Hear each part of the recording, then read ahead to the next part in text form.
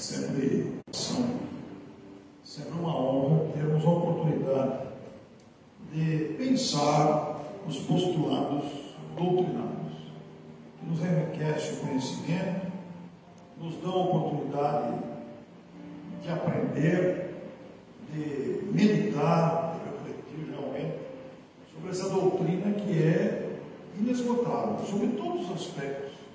Seu conteúdo é para atender os anseios da alma, nos questionamentos filosóficos, no embasamento científico e, naturalmente, nas consequências morais, convidando-nos a sermos pessoas melhores. Então, sejam bem-vindos. Muito obrigado pela presença. E nós vamos, antes de apresentar o nosso convidado, fazer a prece de abertura que pedimos a vocês acompanharem. Será apresentada de maneira musicada, cantada pela Neuza, que vai cantar a música Ouve, Irmão de Minha Alma. É um convite a todos nós. Boa noite a todos. Essa canção, ela é uma prece, uma mensagem do Espírito João de Deus, psicografada por Chico Xavier, e ela foi musicada, ou seja, transformada em música pelo nosso querido Maurício Silva, o nosso cantor aqui de Natal, né? Com o arranjo musical do Marcelo Ardana. Ouve, irmão de minha alma.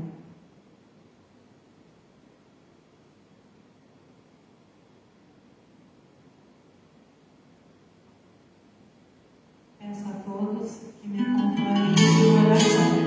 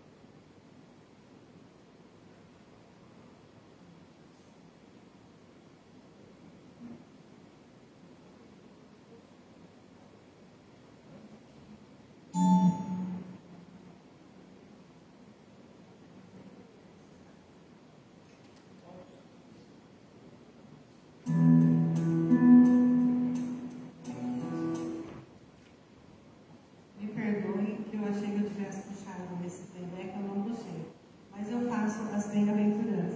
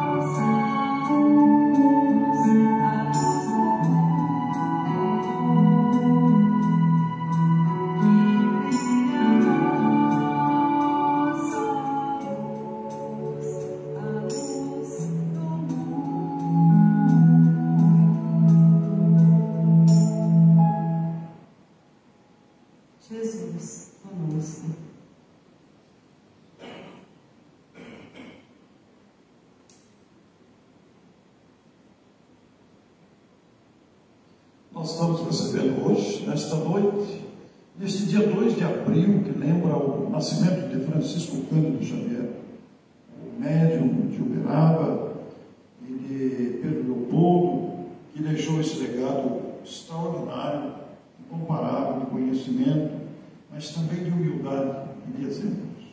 Nossa homenagem ao querido médium. E nós estamos recebendo hoje, pela primeira vez nesta casa, o Paulo Sampaio, da nossa vizinha Bebedouro. O Paulo é bancário aposentado e já tive a oportunidade de entrevistá-lo, fizemos um combo completo e nos conhecemos pessoalmente, recentemente, mas o Paulo é alguém que gosta de estudar, é alguém que gosta de pesquisar. Daí o convite inevitável. Ele vai nos falar sobre Eu Vim para que todos tenham vida. Paulo, bom trabalho e seja bem-vindo. Muito obrigado pela sua presença. Vamos ajustar aqui o microfone.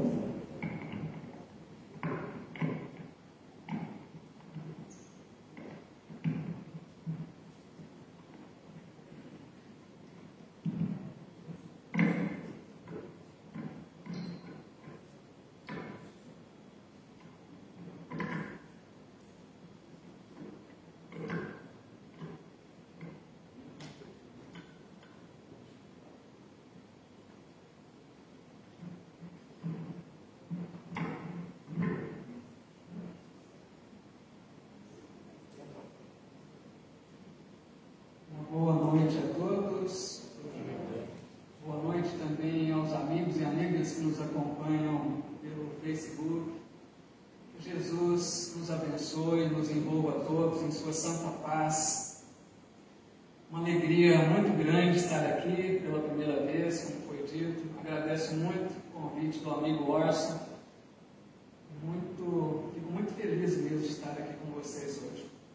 E como o Orson já bem lembrou, hoje, então, um dia muito especial, né? Dia 2 de abril, lembramos a data do nascimento desse missionário do Cristo, né? Que foi o Chico Xavier,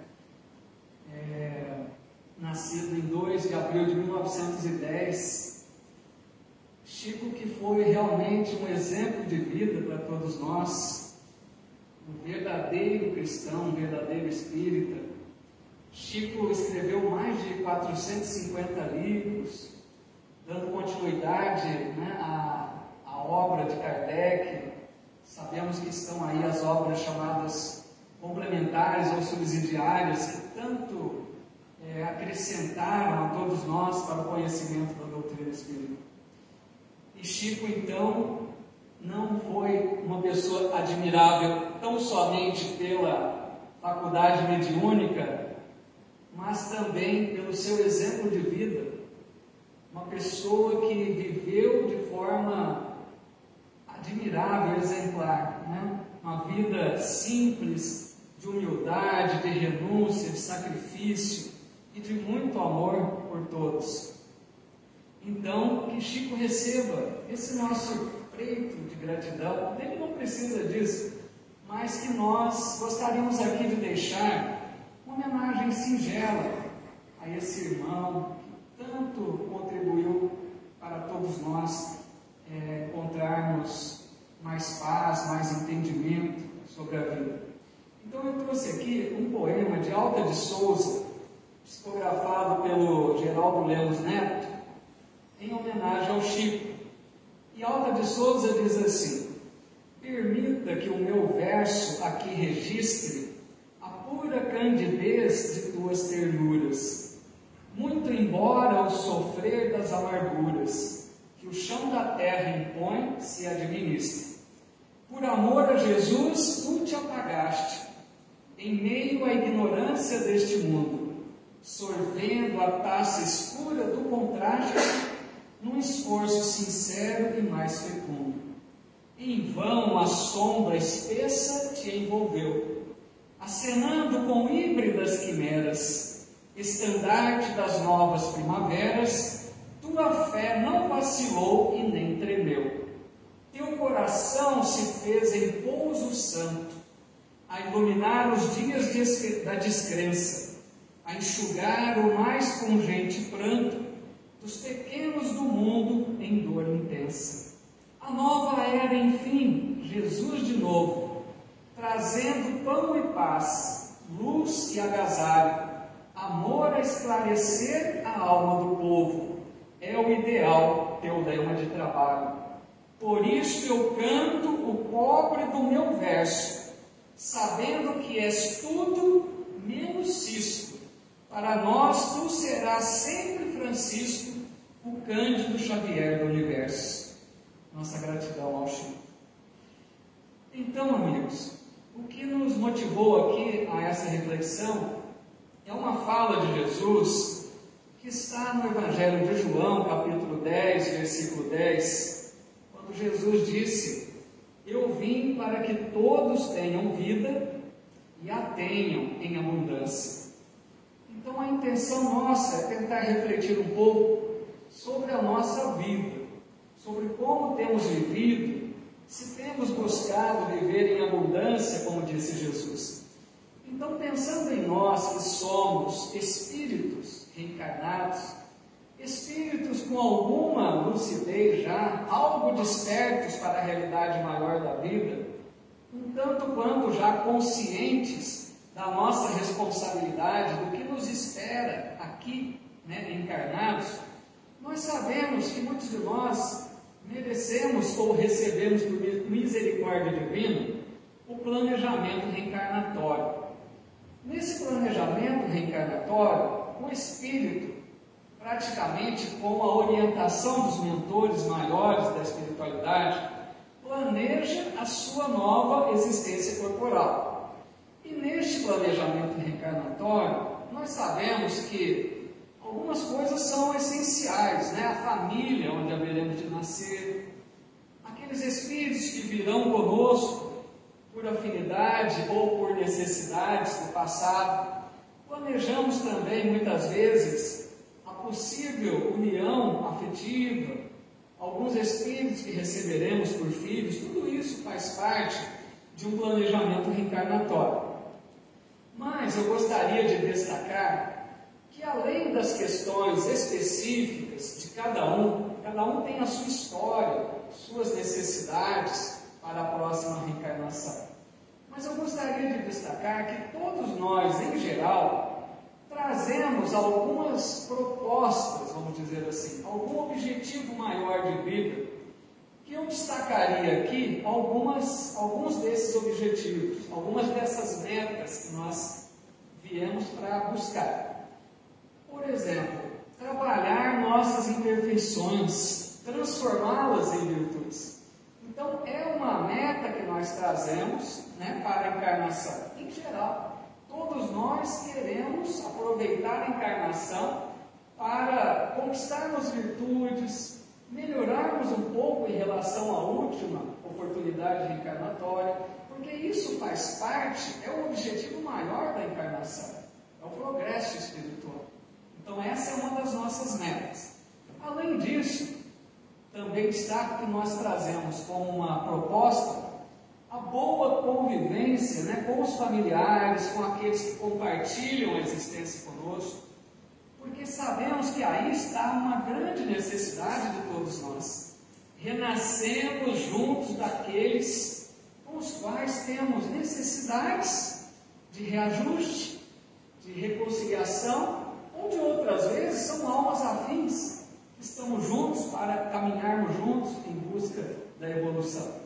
Então é uma mescla, de almas afins com aqueles outros que temos necessidades aí de melhor relacionamento, para que a gente aproveite então a oportunidade para transformar aquelas possibilidades de questões mal resolvidas do passado, transformarmos em relacionamentos melhores. É uma bênção estarmos juntos novamente.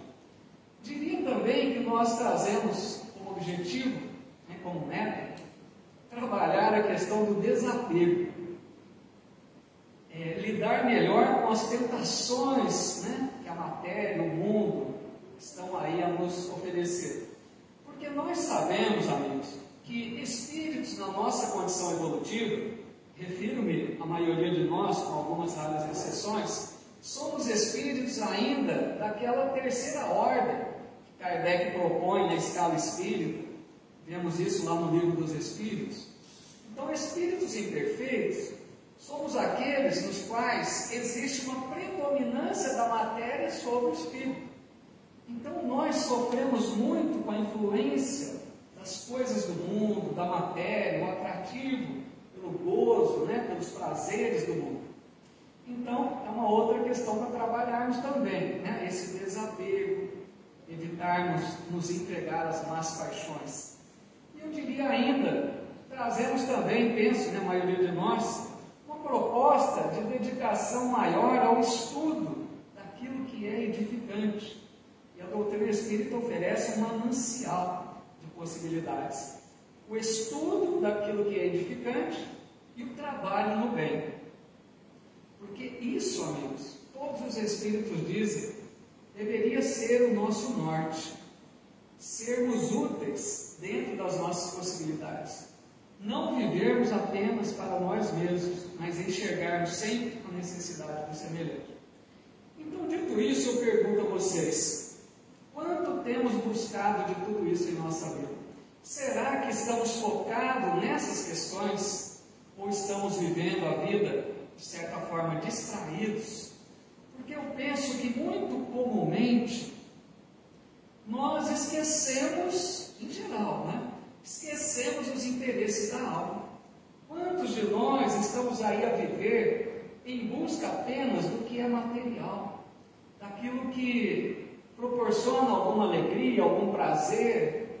Quantas buscas por aquilo que é apenas do mundo, da matéria? Então a gente às vezes se distrai dos interesses da alma, que deveria ser o principal. Penso que nós então buscamos muito esses prazeres do mundo, não que tenha algo errado, digamos isso entre parênteses aqui. Não tem nada de errado em usufruir dos bens do mundo. O problema é quando nós focamos apenas nisso, quando nós elegemos essa questão como prioritária. Por isso Jesus disse, buscai primeiro o reino de Deus e sua justiça, e tudo mais vos será acrescentado. Então, se nós buscássemos primeiro o reino de Deus, e o que seria isso? Buscarmos viver como espíritos imortais que somos. Será que nós vivemos como um ser imortal? Buscando aquilo que convém primeiro à alma, e as outras coisas chegariam de acordo com as nossas necessidades? Porque quem oferta a vida o melhor de si, receberá da vida também o melhor. É da lei de Deus, é dando que se recebe. Então aqui vejo que muitas vezes nós preocupamos demais com as coisas do mundo, apenas com a questão da condição social, de buscar um reconhecimento no meio profissional, conquistar uma fortuna, se possível. Então às vezes focamos muito nisso. E eu penso que então, muitas vezes, amigos, nós estamos na contramão do planejamento reencarnatório. Muitas vezes estamos um tanto quanto distantes daquilo que antes da encarnação sabíamos ser o melhor para nós. E aqui é interessante pensarmos nisso, porque o espírito livre do corpo tem uma visão muito diferente de quando aqui encarnado. Quando aqui estamos, a nossa visão é muito diferente. Nós elegemos outras prioridades, nós buscamos outros valores, e o espírito antes da encarnação, ele compreende o que mais lhe convém, porque ele tem noção de futuro, de vida eterna. Então aí está um problema, Então dessa forma, quando eu digo que às vezes a gente está muito distante daquilo que nos propusemos antes da encarnação, nós percebemos muito isso. Quem trabalha em reuniões mediúnicas sabe disso. Quantos irmãos voltam para dizer do seu arrependimento de não terem bem aproveitado a vida? E eles não estão se referindo a gozar a vida. Se arrependem de não terem sido úteis ao semelhante.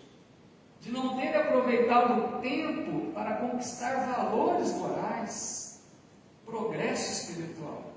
Então eles voltam desesperados, desejando voltar para refazer, porque perderam tempo, a vida passou e não fizeram aquilo que tinham pensado em fazer.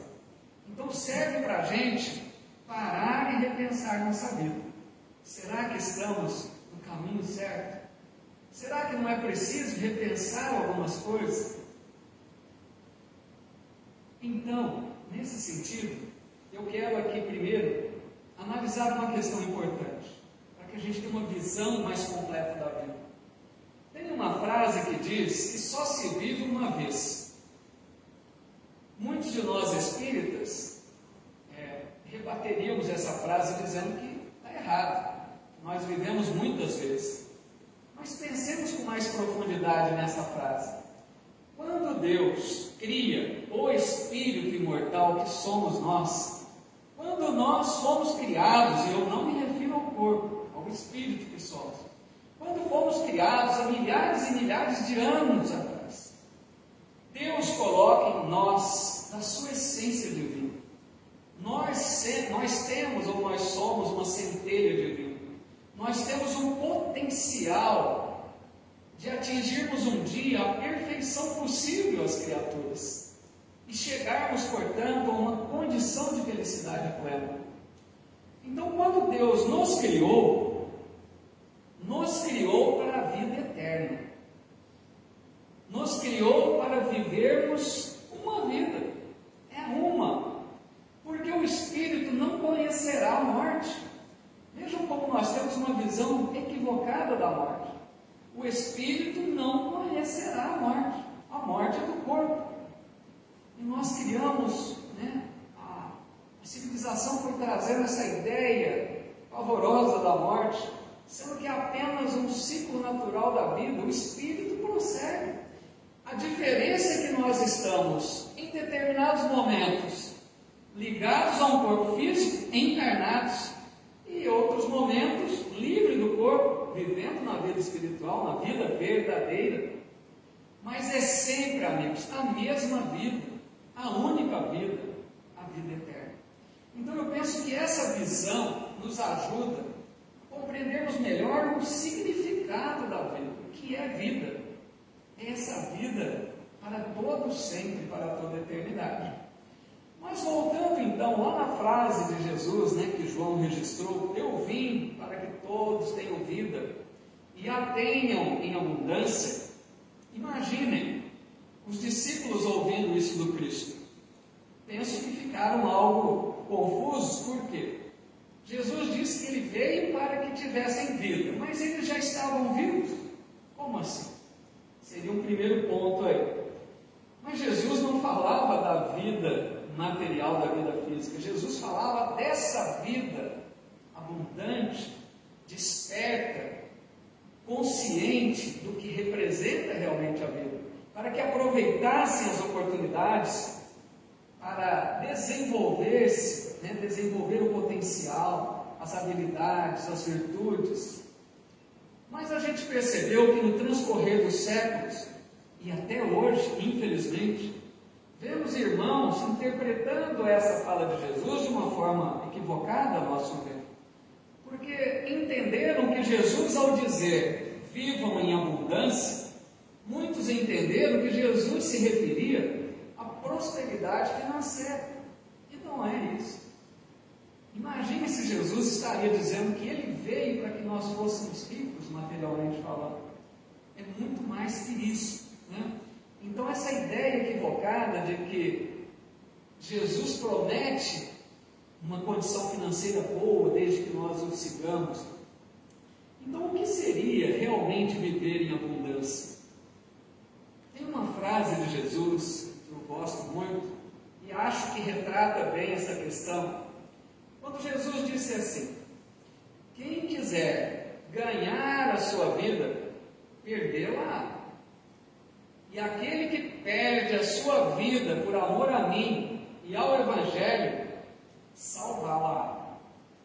Olha que frase profunda, porque imaginemos, amigos, pessoas hoje que dão ouvido à voz do mundo, porque há uma voz no mundo que diz assim: você precisa aproveitar a sua vida.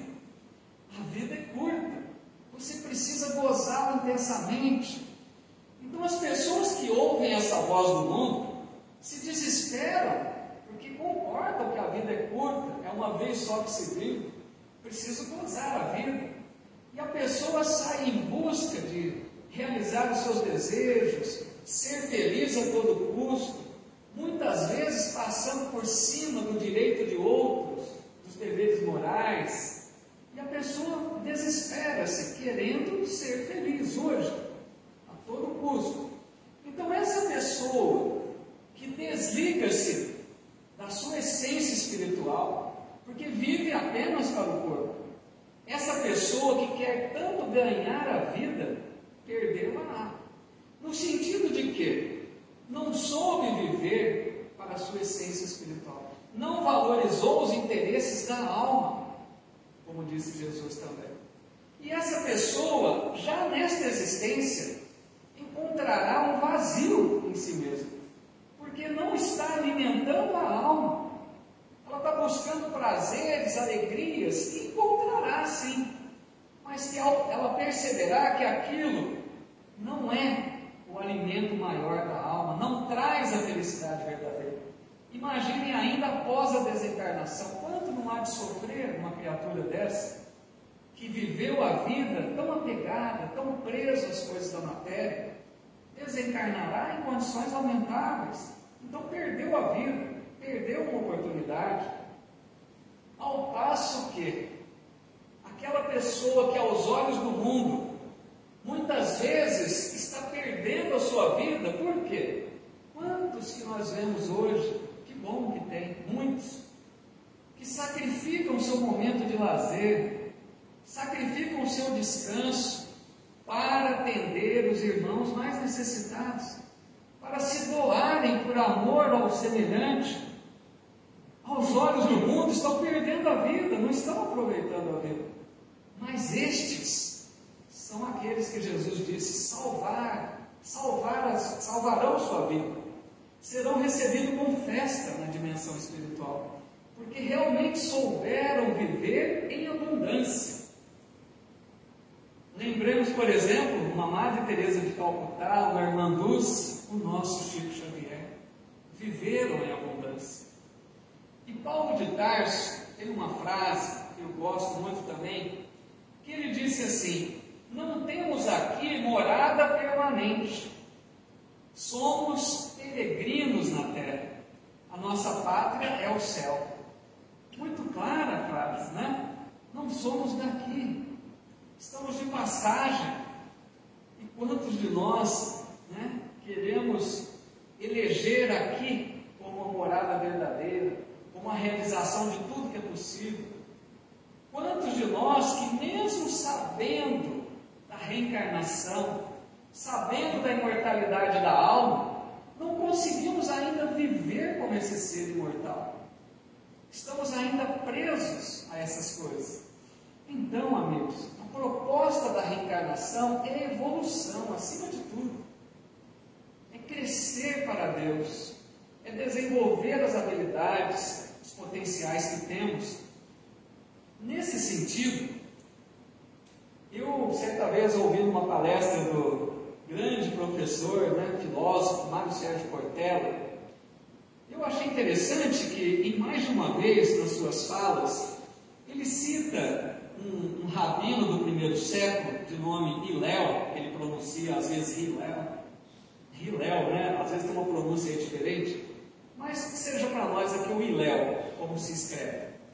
Esse rabino do primeiro século, o professor Cortella cita muito uma frase dele que trazemos aqui, porque faz sentido com a nossa proposta da reflexão da noite.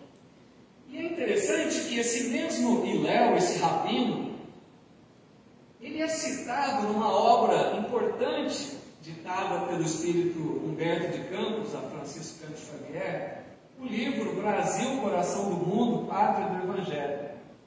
Lá, Humberto de Campos consta que Jesus, certa feita, visitando a terra, analisando o panorama da terra, analisando a possibilidade de transplantar a árvore do Evangelho da Palestina para o Brasil, ele estava junto de seus assessores, e ali estava Hilel, um assessor do Cristo, que é esse rabino que viveu no primeiro século, um rabino sábio.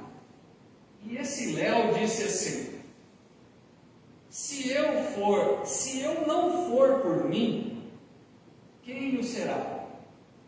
Mas se eu for só por mim, que serei eu? Se não agora, quando? Essa frase Cortella comenta muito, me chamou a atenção, eu fui pesquisar. Olha que frase profunda. Se eu não for por mim, quem o será? No sentido de que a nossa evolução, nós sabemos com a doutrina espírita, que é um processo individual. Nós precisamos fazer a nossa parte. Ninguém vai fazer por nós, apesar do auxílio que recebemos. Não podemos esquecer que somos amparados pela espiritualidade, por Jesus, por Deus, amigos aqui encarnados que nos orientam. Todos contribuem para o nosso progresso, mas o processo é individual. Se eu não fizer, outro não faz por mim. Então é isso que ele diz: se eu não for por mim, quem o será? Mas veja o complemento da frase: mas se eu for só por mim, que serei eu? Isso é belo, porque se eu buscar apenas viver para mim mesmo, esquecer-me dos outros em humanidade, eu estarei sendo, de certa forma, egoísta. Eu estarei pensando apenas em mim. E sabemos que dentre as leis morais, terceira parte do Livro dos Espíritos, está lá, lei de sociedade, da nossa convivência, dos nossos relacionamentos. Nós estamos, amigos, numa troca. Nós ajudamos e nós recebemos ajuda. Nós ensinamos e nós aprendemos. Ninguém sabe tudo. É nessa troca que nós crescemos juntos. Então, se eu for só por mim, que serei eu? Eu devo fazer a minha conquista evolutiva, mas eu posso e devo ajudar o meu irmão em humanidade. É parábola dos talentos. Um recebeu 2, outro 5, outro 1. Que nós sejamos daqueles servos fiéis que multiplicaram os talentos, que colocaram suas habilidades a favor do outro, e não como aquele servo mau que enterrou o talento, não fez uso das habilidades que tinha. E ele conclui então: se não agora, quando? Ou seja, não deixemos para amanhã aquilo que podemos fazer hoje. Nós que somos reencarnacionistas, muitas vezes pensamos assim: deixa para a próxima. Deixa, né? Vamos adiante. Deveríamos aproveitar, amigos, as oportunidades e fazer hoje o que é possível. Cada vez fica mais difícil. Será que teremos as mesmas possibilidades que hoje estão reunidas na nossa vida? A bênção de morar num país como o Brasil, apesar de tantos problemas que aqui ainda há, mas é um país abençoado. A doutrina espírita que aqui fala tão fortemente aos nossos corações, as possibilidades de união com aquelas pessoas que temos necessidades, as bênçãos todas de nossa vida, que não deixemos passar as oportunidades para nos desenvolvermos mais, para servirmos um pouco mais. Portanto, eu penso que vida abundante se resume a fazer a vontade do Pai. Jesus sempre dizia isso, né? Eu faço a vontade do Pai, daquele que me enviou. E isso me recorda a questão 614 do Livro dos Espíritos. É aquela que abre a terceira parte das leis morais. Nessa questão está dito pelos Espíritos superiores que Deus criou leis para a nossa felicidade.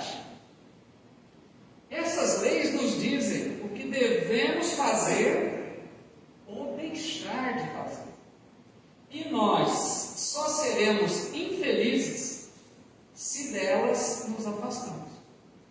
Olha que resposta profunda essa.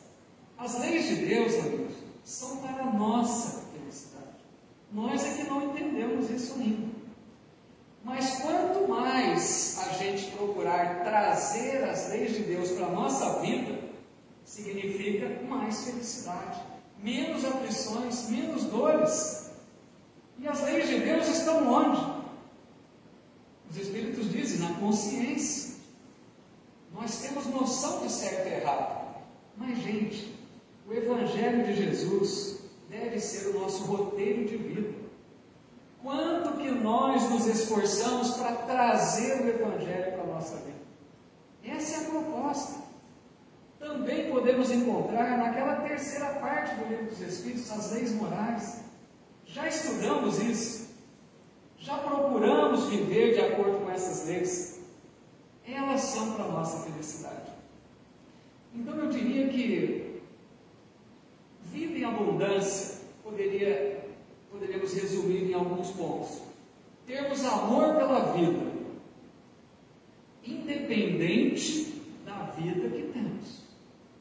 Porque a maioria de nós sofre. A maioria de nós conhece a dor, as aflições. Todos nós, eu diria. Então nós temos problemas, dificuldades, vicissitudes, como disse Kardec.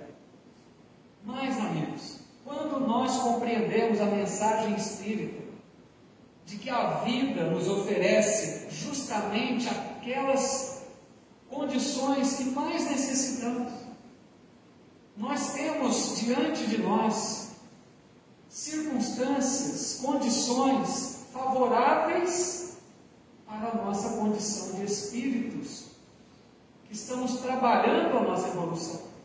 Então, por mais difícil que esteja a nossa vida, é a melhor condição que precisamos hoje. Então, o que fazer? Vivermos da melhor forma possível, com resignação, buscando melhorar. Não é também para cruzar os braços e dizer, eu preciso sofrer, não. É para buscar condição melhor de vida. Mas a partir do momento que não muda, resignação, fé em Deus, para que assim a gente saiba carregar a cruz, até com alegria, sabendo que Deus nos ampara, Deus está vendo a nossa vida e nos ajuda em todas as nossas necessidades. Diria também que vida abundante é amar mais, fazer amigos. Quanto que é importante ter amigos, estreitar os laços de amizade, trabalharmos mais a convivência, compreendermos um pouco mais, tolerarmos um pouco mais, estudar mais para que nos capacitemos assim para sermos um trabalhador do Cristo.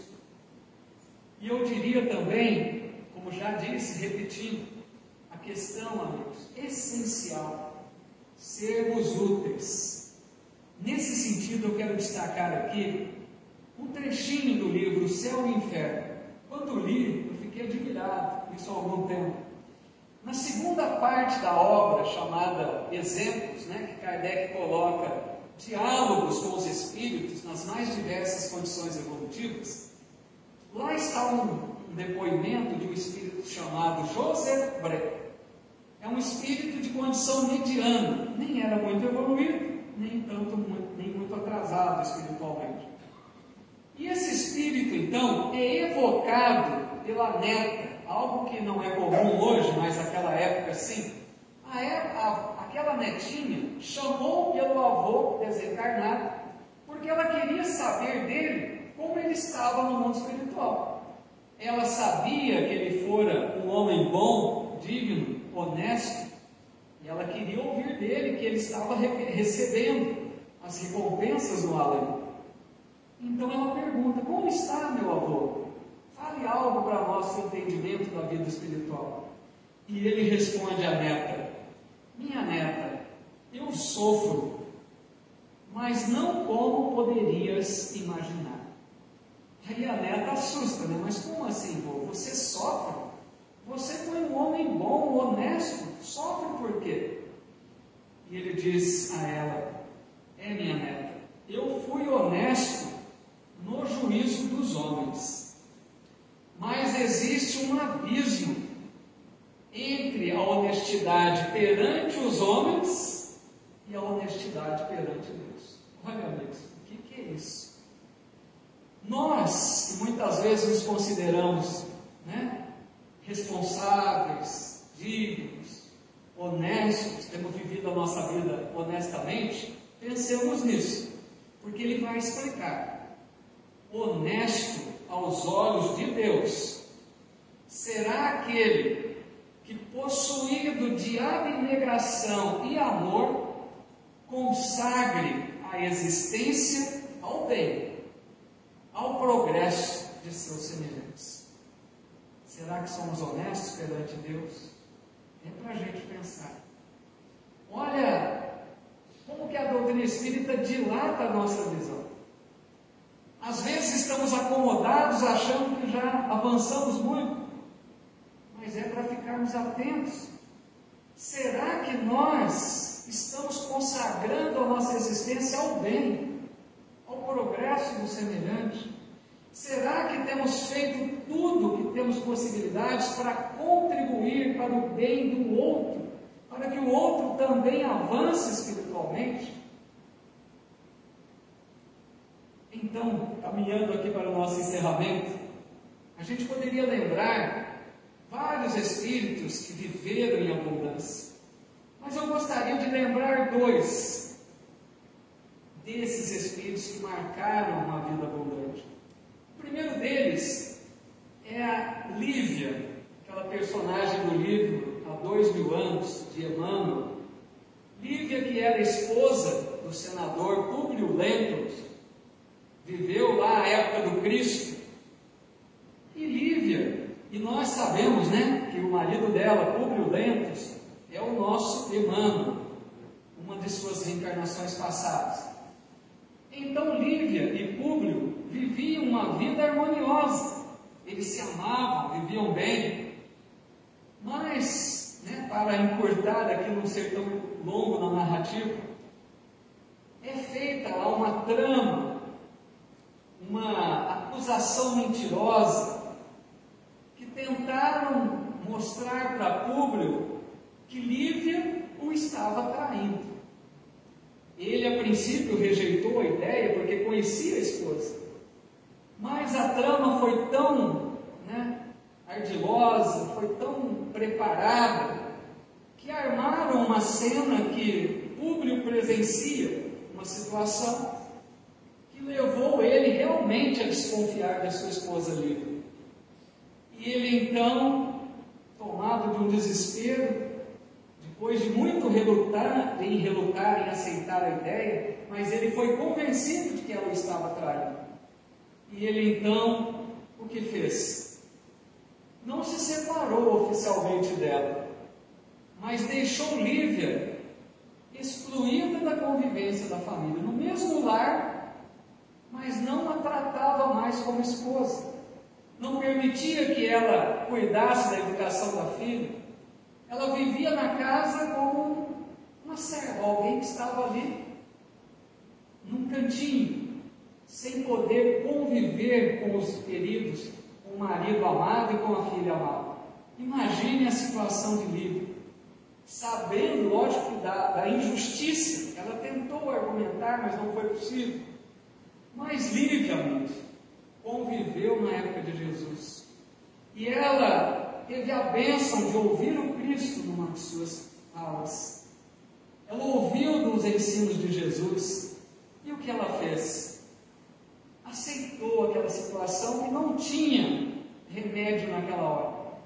Ela aceitou, resignou-se, se manteve serena, confiante em Deus, em Jesus, manteve-se em paz, lógico, coração aflito, triste, mas aceitou a situação. Quando Lívia desencarna, Emmanuel nos conta, num capítulo chamado Ao Alvoradas do Reino do Senhor, maravilhoso do livro. E Lívia, que foi dos primeiros mártires do cristianismo nascente, ela foi daquelas lançadas às feras na arena romana. E a hora que ela desencarna, o próprio Jesus foi receber. Emmanuel destaca a beleza que ela presencia na dimensão espiritual, a beleza de paz, de luzes. Jesus a recebendo, ela diz até, se soubesse que seria tamanha a recompensa, foi tão pouco que eu passei, tipo assim, nem merecia tudo isso. A beleza que Emmanuel narra nesse livro. Então a gente vê que nem sempre uma vida abundante é uma vida plenamente feliz. Lívia teve uma vida muito contrária à felicidade, uma vida de aflição, de tristeza, de amargura, mas soube viver da forma melhor que precisava naquela hora. Ela não se revoltou, não reclamou, não se desesperou. E a vida dela foi vida abundante. Para a gente ter uma ideia, que vida abundante nem sempre é daqueles que vivem felizes para o mundo. E o exemplo de Lívia marcou o nosso irmão. Porque Públio, depois da morte dela, ele vem a saber da sua injustiça, que ela não havia traído. E ele passa todo um drama, um arrependimento, mas aquela lição, aquela vida abundante de Lívia, marcou Públio, forjou o nosso querido irmão. E eu gostaria de lembrar aqui também outra vida abundante, não poderia deixar de ser nosso homenageado, Chico Xavier. Foi uma vida abundante, uma vida tão simples. Chico, que não teve formação acadêmica, conhecia tão pouco da escolaridade, pouquíssimos recursos financeiros, vivia uma vida de lutas, nós sabemos a história. Chico teve a possibilidade de ficar muito rico com os direitos autorais das obras, mas sabemos que ele não aceitou um centavo. Ele não aceitava nem os presentes que as pessoas agradecidas tentavam lhe dar. Todos que chegavam à sua mão, ele repassava para outros mais necessitados. Então, a vida de Chico, vimos também problemas de saúde, quanto que ele tinha de carência da saúde física, e trabalhava, amigos, até altas horas da madrugada, com aquela alegria, com aquela disposição. Dormia tão pouco, mas sempre alegre, feliz, disposto. Então, uma vida de sacrifício, de renúncia, de muito amor. Essa foi uma outra vida abundante. Quanto que Chico fez? Todos o reconheciam, até os religiosos de outras crenças, que diziam que poderiam não concordar com as ideias que Chico abraçava, mas que era inegável que ele era uma pessoa altamente moralizada, um cristão verdadeiro, uma pessoa amorosa. Então, amigos, pensemos, quanto não fez um Chico? Imagina quando tivermos 10 Chicos, 1000, quanto que essa terra não haverá de ser um mundo muito melhor. E para a gente encerrar então, trago aqui apenas um trechinho de uma outra mensagem de Emmanuel, que é a lição 166, no livro Caminho, Verdade e Vida. Olha o título da mensagem: Posses Definitivas.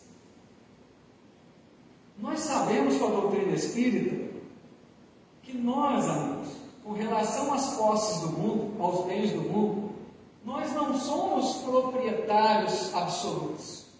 Por mais tenhamos conquistado esses bens honestamente com o nosso suor, não são propriedade absoluta nossa, porque ao partir daqui não vamos levar nada. Então esses bens são empréstimos de Deus. Olha como muda a visão. Esses bens chegaram às nossas mãos não apenas para o nosso deleite, para para que nós usemos desses bens para a nossa felicidade, mas também para o bem de nosso semelhante. Então, a responsabilidade daqueles que têm uma grande fortuna, um patrimônio maior em suas mãos, mas podemos também pensar no lado mais espiritual. Todos nós temos talentos, né? Como a parábola dos talentos, possibilidades diferentes. Será que estamos trabalhando com essas possibilidades? Será que estamos fazendo multiplicar esses talentos que trazemos?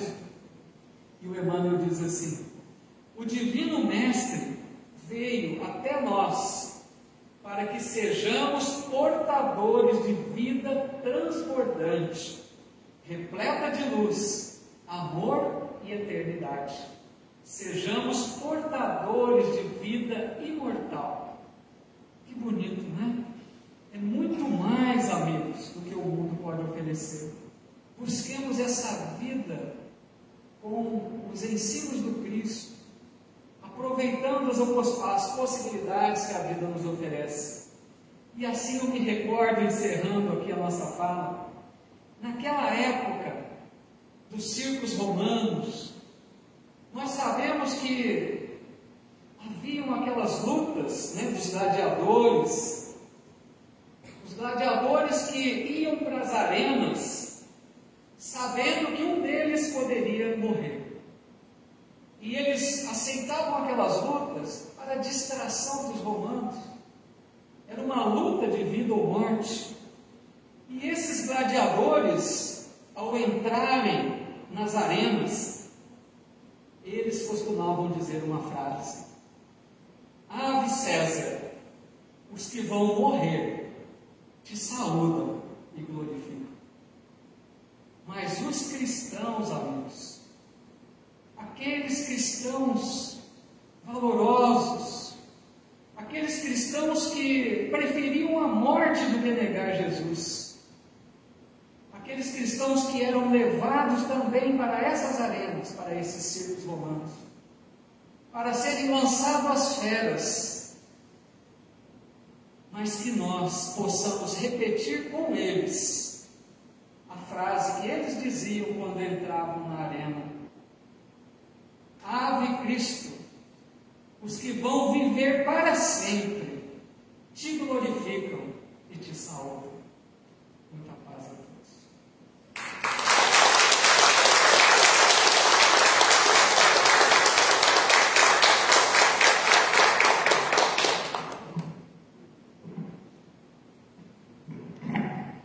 Delícia ouvir uma reflexão dessa profundidade, né? Esse valor doutrinário e trazer o Evangelho de forma tão clara, tão límpida. Parabéns, Paulo. Muito obrigado. Você me inspirou vários artigos. Muito interessante pensar nessa grandeza de conteúdos que estão à nossa disposição. Muito obrigado. Paulo, diga o número de 1 a 40, por favor. Número 15, para ganhar o livro da noite, Arte de Recomeçar. Quem tem o número 15?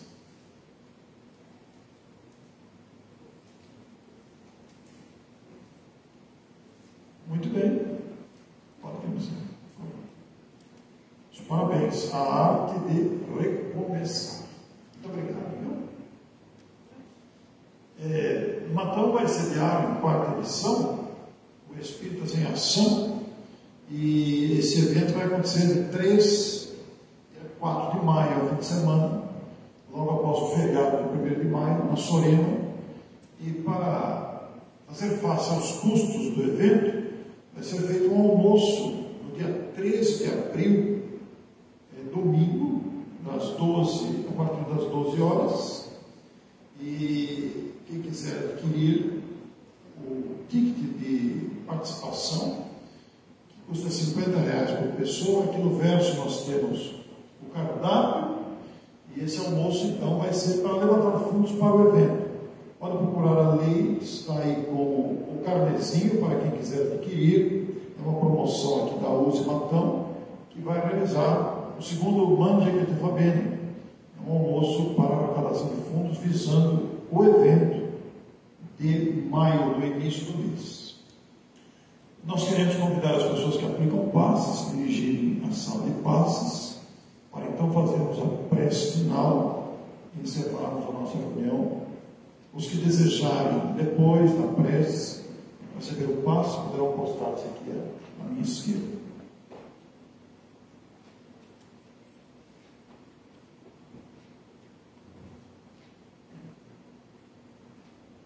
Nós agradecemos a Deus por esta noite de tão profunda reflexão, de tão importante convite ao nosso coração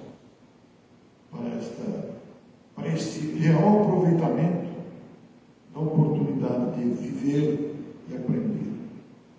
Muito obrigado, Senhor, pelas lições que nos chegam de variadas formas.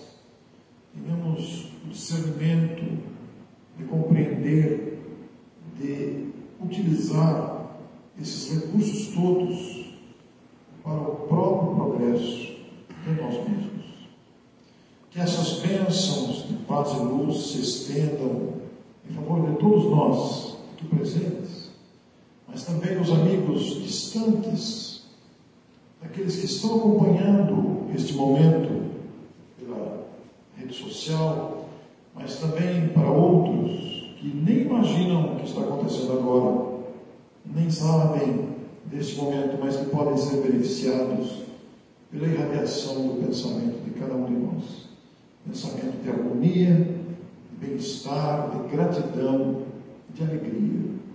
Ao recebermos o passe, abramos o coração para esta realidade patente do amor de Deus para com todos nós. Muito obrigado, Senhor. Que assim seja.